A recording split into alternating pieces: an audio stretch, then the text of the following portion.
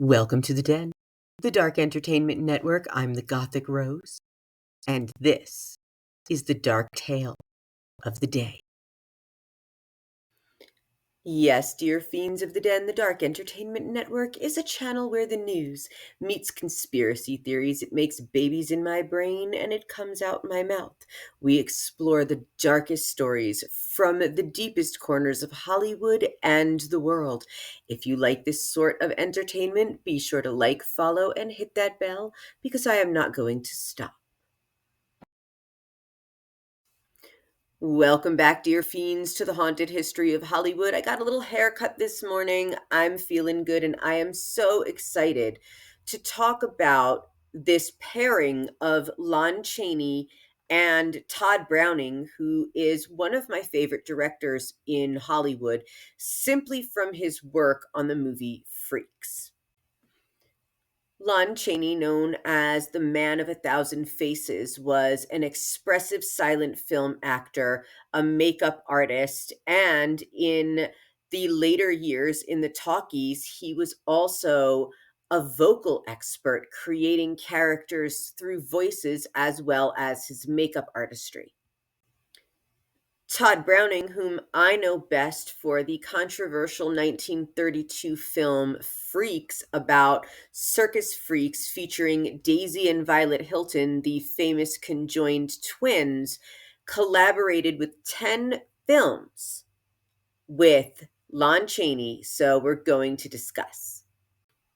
So, as we know from yesterday's episode, Lon Chaney and Tod Browning were a match made in macabre heaven, a creative duo who helped shape the darker, more psychologically twisted side of early Hollywood.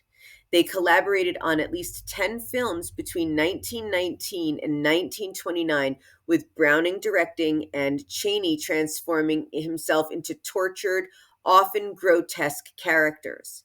Their partnership was built on mutual fascination with the outcast, the criminal, and the physically deformed, themes that both men explored with eerie sensitivity. The films and characters created in this collaboration still ripple through Hollywood today. I mean, with all of the CGI and all of the money for the sets and the props and the makeup, what Lon Chaney and Tod Browning were able to do on much more simple budgets just blows my mind as a performer because they just got so deeply into it. They got so real with these films. So they started with the film The Unholy Three in 1925, which was a twisted tale of circus performers turned criminals. The interesting thing about Tod Browning being in this film, Lon Chaney played a ventriloquist who disguises himself as a kindly old woman. Now, this is just one example of his legendary transformative makeup work.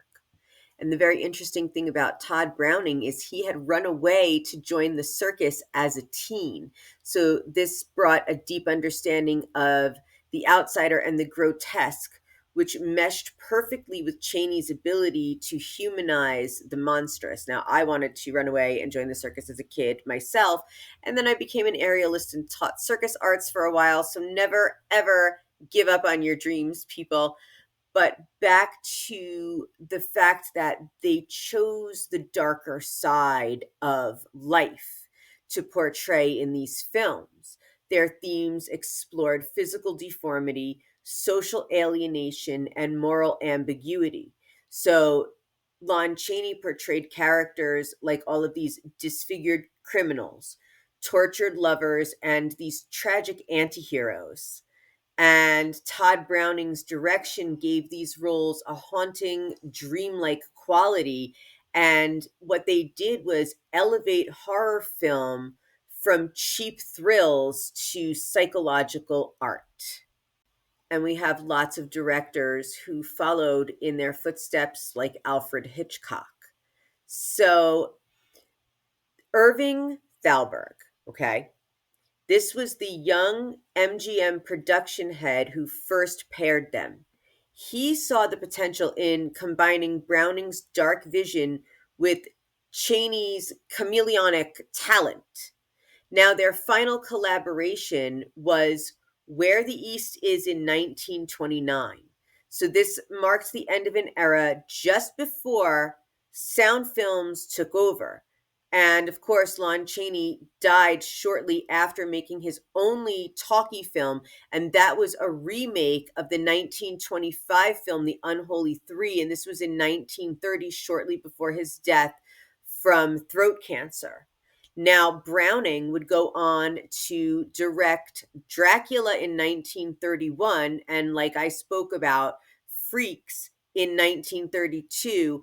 And this film was very much shaped by his work with Chaney as well as his work in the circus as a teen. So it's really interesting to know that they both took their life experiences to heart so much to create this type of art that is very touching to me. I hope it is to you as well. I do absolutely adore all this type of filmmaking.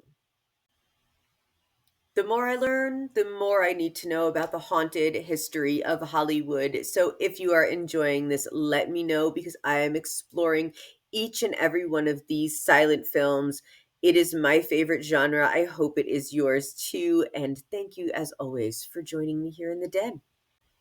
If you have any stories you'd like to share or would like to be a guest in the den, please email me at welcome to the den podcast at gmail.com. Must be 21 and over.